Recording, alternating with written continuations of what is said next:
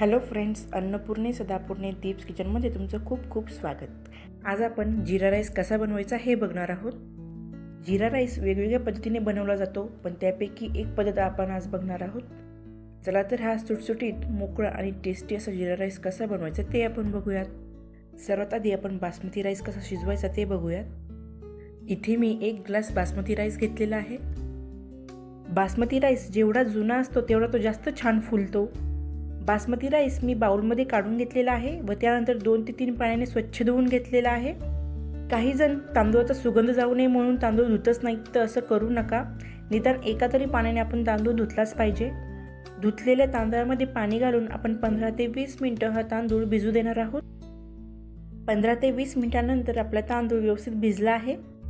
आता तांदूळ शिजवण्यासाठी आपण एका कढईमध्ये ज्या ग्लासाने आपण तांदूळ मोजलेला आहे त्या ग्लासानेच 1.5 ग्लास पाणी घेणार आहोत. पाण्यामध्ये आपण अर्धा ते 1 टीस्पून मीठ घालणार आहोत. बासमती राईस शिजल्यावर एकमेकांना चिटकू नये त्यासाठी आपण इथे एक वगळी तेल घालणार आहोत. पाण्याला छान उकळी आल्यानंतर आपण यामध्ये भिजवलेला बासमती तांदूळ घालणार आहोत. तांदूळ व्यवस्थित मिक्स केल्यानंतर आपण यावर झाकण ठेवणार आहोत. हे जे मी झाकण ठेवलेलं आहे यामधून थोडीशी एअर पास होते. जर तुम्ही साधी प्लेट झाकण म्हणून ठेवणार असाल तर अर्धवट झाकण ठेवा. आता 15 ते 20 मिनिटं मीडियम टू हाय फ्लेमवर व्यवस्थित आपण तांदूळ शिजू देणार आहोत. 5 ते 10 मिनिटांनी झाकण काढून चेक करायचं आहे. जर पाणी कमी पडत असेल तर थोडंसं गरम पाणी तुम्ही यामध्ये ॲड करू शकता.